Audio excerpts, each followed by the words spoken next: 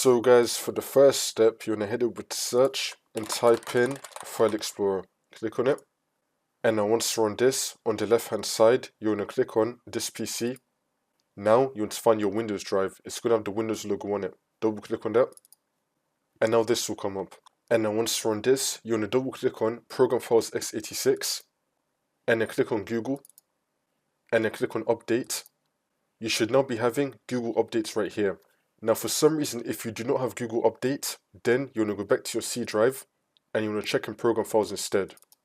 And then Google, and then see if you have Google Update here. But in my case, it's on my Program Files x86.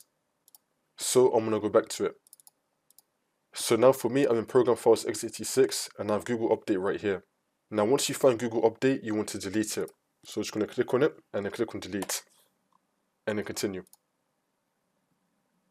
And now once you've deleted that, Google Chrome automatic updates will now be disabled.